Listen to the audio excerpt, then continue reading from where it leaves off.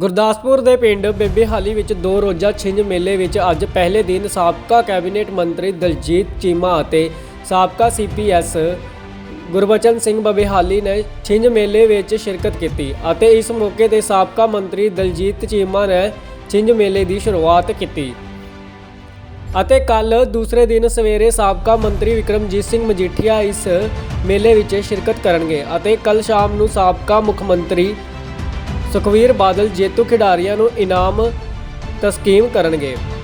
ਗੁਰਦਾਸਪੁਰ ਤੋਂ ਰੋਹਿਤ ਗੁਪਤਾ ਦੀ report, live Bharat.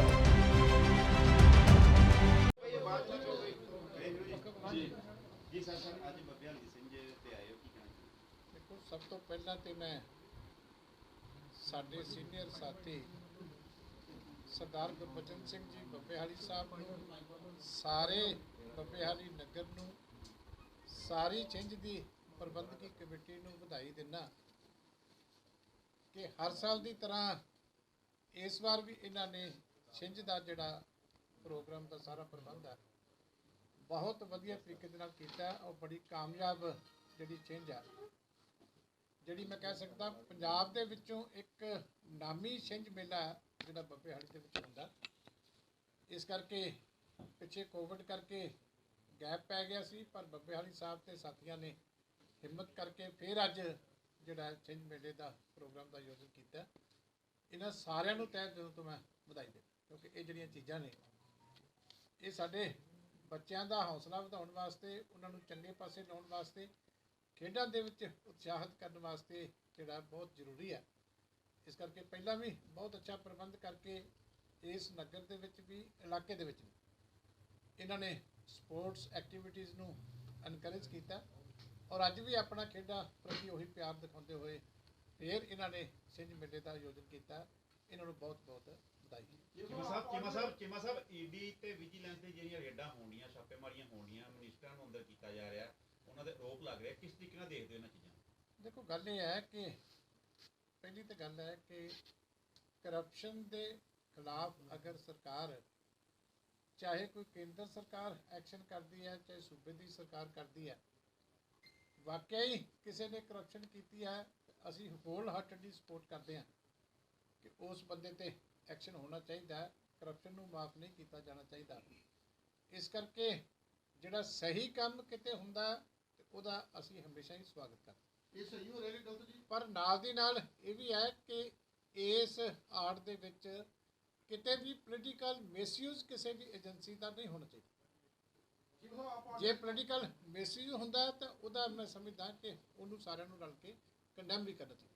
उहदे नाल क्रेडिबिलिटी जिहड़ी एजेंसियां दी है वो एट स्टेक हो जाती, क्योंकि एजेंसियां चंगा काम करन, करप्शन नूं बाहर कड्ढण, जिहड़े करप्ट बंदे उहनां नूं सजावां दिवाउण, ये तो देश के भले दे विच है।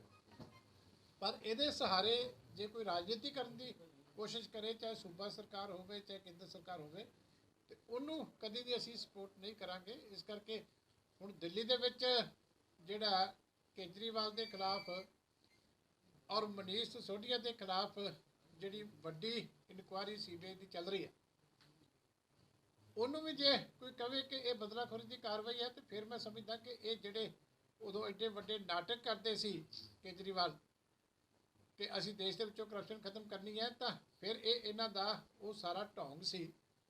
क्योंकि जो कुछ दिल्ली दे विच एक्साइज पॉलिसी दे विच होया, ये कदी नहीं सी सुनिया कि किसी सरकार दे विच ठेकेदार आप बहणगे होटलों के विच, पार्टियां दे लीडर बहणगे, उत्थे सौदे होणगे कि सानू इन्ना पैसा चाहिए, तो उहदे सौदे के मुताबिक फिर पॉलिसी जिहड़ी बना के ठेकेदारां नूं दित्ती जाएगी। ये दिल्ली दे विच होया और जो दिल्ली दे विच होया वो सेम उहदा मॉडल जिहड़ा हैगा, क्योंकि इत्थे दिल्ली मॉडल नूं बड़ा पंजाब दे विच प्रचारिया जाता, जिवें एजुकेशन च कहंदे सी ना भी झूठा असीं दिल्ली दा मॉडल लागू करना, इत्थे शराब दे विच दिल्ली दा मॉडल इन्हां ने जिहड़ा वो लागू करता।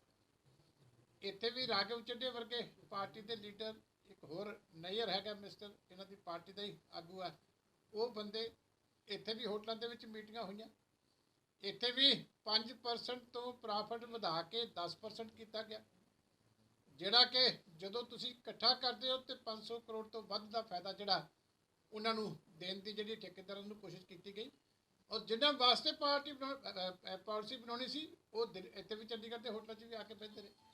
ਅੱਜ ਸਾਡੇ ਪ੍ਰਧਾਨ ਸਾਹਿਬ ਤੇ ਸਾਡਾ ਡੈਲੀਗੇਸ਼ਨ ਗਵਰਨਰ ਸਾਹਿਬ ਨੂੰ ਲਿਖਤੀ ਸ਼ਿਕਾਇਤ ਦੇ ਕੇ ਆਇਆ ਕਿ ਅਸੀਂ CBI ਦੀ ਤੇ ED ਦੀ ਇਨਕੁਆਇਰੀ ਪੰਜਾਬ ਦੀ ਜਿਹੜੀ ਇੱਥੇ ਐਕਸਾਈਜ਼ ਪਾਲਿਸੀ ਹੈ ਇਹਦੇ ਵਿੱਚ ਵੀ ਹੋਣੀ ਚਾਹੀਦੀ ਹੈ, ਤਾਂ ਜੋ ਸਾਰਾ ਦੁੱਧ ਦਾ ਦੁੱਧ ਤੇ ਪਾਣੀ ਦਾ ਪਾਣੀ ਜਿਹੜਾ ਉਹ ਸਾਹਮਣੇ ਆਏ ਤੇ ਲੋਕਾਂ ਨੂੰ ਪਤਾ ਲੱਗੇ ਕਿ ਇਹ ਜਿਹੜੇ ਕੱਟੜ ਇਮਾਨਦਾਰ ਦਾ ਨਵਾਂ ਇਹਨਾਂ ਨੇ ਟੈਗ ਆਪਣੇ ਨਾਂ ਨਾਲ ਜੋੜਿਆ, ਇਹਦੇ ਵਿੱਚ ਇਹਨਾਂ ਦੇ ਕਿੰਨੀ ਵੱਡੀ ਕਰਪਸ਼ਨ ਇਹਨਾਂ ਨੇ ਇਕੱਲੀ ਇਸ ਐਕਸਾਈਜ਼ ਪਾਲਿਸੀ ਦੇ ਵਿੱਚ ਕੀਤੀ।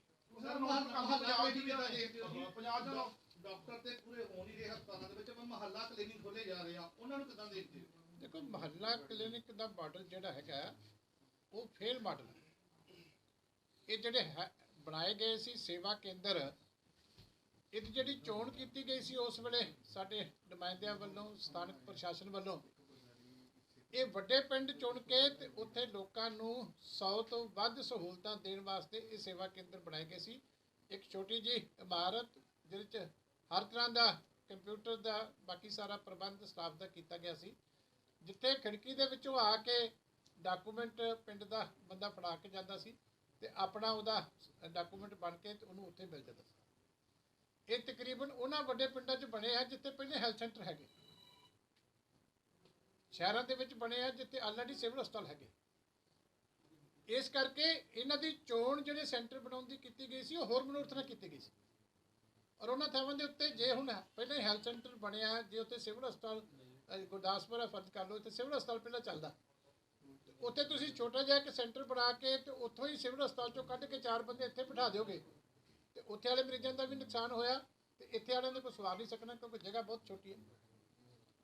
ਇਸ ਕਰਕੇ ਇਹ ਤਾਂ ਅੱਖਾਂ 'ਚ ਘੱਟਾ ਪਾਉਣ ਦੀ ਕੋਸ਼ਿਸ਼ ਆ ਔਰ ਕਰਪਸ਼ਨ ਦਾ ਬਹੁਤ ਵੱਡਾ ਜ਼ਰੀਆ ਕਿ ਸਾਰੀਆਂ ਬਿਲਡਿੰਗਾਂ ਨਵੀਆਂ ਬਣਾਈਆਂ ਸੀ ਤੁਹਾਡੇ ਸਾਹਮਣੇ ਆ, ਉਹਨਾਂ 'ਚ AC ਵੀ ਲਾਏ ਸੀ, ਉਹਨਾਂ 'ਚ ਫਰਨੀਚਰ ਵੀ ਦਿੱਤਾ ਸੀ, ਕੰਪਿਊਟਰ ਵੀ ਦਿੱਤੇ ਸੀ ਤੇ 20 ਲੱਖ ਰੁਪਈਆ ਇੱਕ ਦਾ ਦੇ ਕੇ 75 ਖੋਲ ਰਿਹਾ, 15 ਕਰੋੜ ਰੁਪਈਆ ਇਹਨਾਂ ਦੇ ਰੰਗ ਰੋਗਨ ਤੇ ਲੱਗ ਗਿਆ।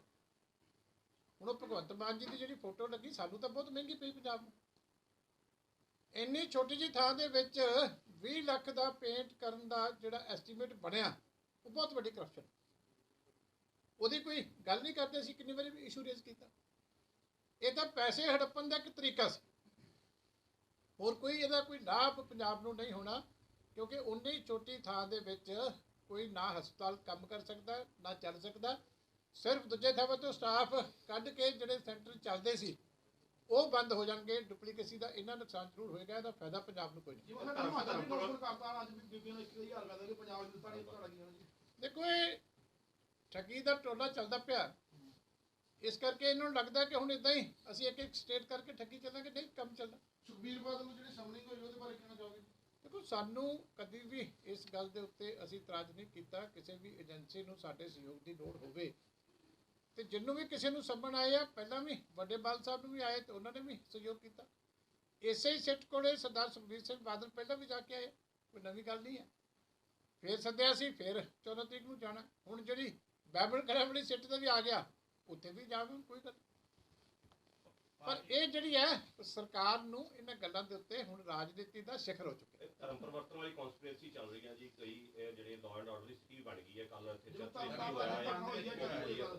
ਦੇਖੋ, ਜਿਹੜਾ ਧਰਮ ਪਰਿਵਰਤਨ ਦਾ ਜਿਹੜਾ ਇਸ਼ੂ ਉੱਠ ਰਿਹਾ ਹੈ, ਇਹਦੇ ਤੇ ਸਾਰੀਆਂ ਧਿਰਾਂ ਨੂੰ ਸਾਨੂੰ ਬੜੇ ਸੰਜਮ ਦੇ ਨਾਲ ਤੇ ਸਿਆਣਪ ਦੇ ਨਾਲ ਜਿਹੜਾ ਇਹ ਸਮਝਣਾ ਚਾਹੀਦਾ ਹੈ ਕਿ ਕਿਤੇ ਕੋਈ ਤਾਕਤ ਜਿਹੜੀ ਹੈ ਸਾਨੂੰ ਪਿੱਛੇ ਲੜਾਉਣ ਦੀ ਕੋਸ਼ਿਸ਼ ਤਾਂ ਨਹੀਂ ਕਰ ਰਹੀ, ਕਿਉਂਕਿ ਜਬਰੀ ਧਰਮ ਪਰਿਵਰਤਨ ਦੇ ਹਮੇਸ਼ਾ ਸਿੱਖ ਧਰਮ ਖਿਲਾਫ ਰਿਹਾ।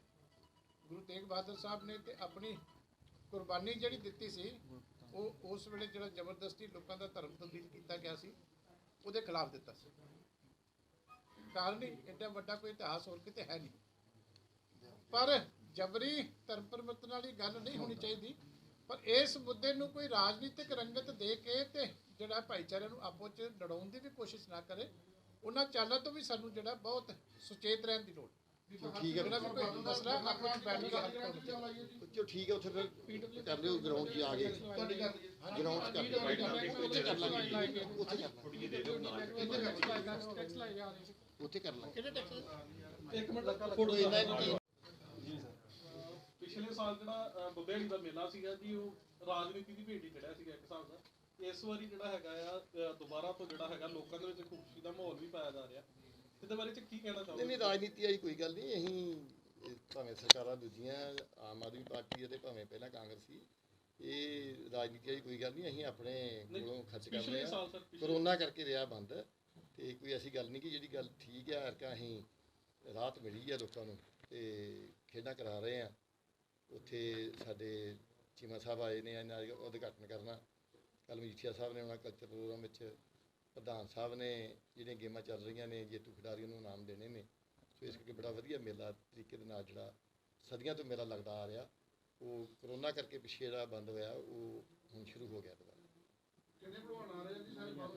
ਦੇਖੋ ਸਾਡੇ ਨੂੰ ਖੁੱਲ੍ਹਾ ਸੱਦਾ ਆ, ਦਿੱਲੀ ਦੇ ਖੜੇ ਤੋਂ ਵੀ ਆਏ ਨੇ, ਆਲਮਗੀਰ ਲੁਧਿਆਣੇ ਤੋਂ ਆਏ ਨੇ, ਤਰਨਤਾਰਨ ਤੋਂ ਆਏ ਨੇ, ਤੇ ਇਹ 2 ਦਿਨ ਦੇ ਵਿੱਚ ਤਕਰੀਬਨ ਕੋਈ 300 ਪਹਿਲਵਾਨ ਜਿਹੜਾ ਉਹ ਕੁਸ਼ਤੀਆਂ 'ਚ ਹਿੱਸਾ ਲਏਗਾ, ਤੇ ਟੀਮਾਂ ਜਿਹੜੀਆਂ ਨੇ ਉਹ 15-20 ਕਬੱਡੀ ਦੀਆਂ ਖੇਡ ਰਹੀਆਂ ਨੇ, ਤੇ ਓਪਨ ਸੱਦਾ ਆ ਸਾਡਾ। ਜਿਹੜੇ ਵੀ ਆਉਣਗੇ ਉਹਨੂੰ ਯੋਗ ਇਨਾਮ ਦੇ ਕੇ ਇੱਥੋਂ ਤੋਰਾਂਗੇ।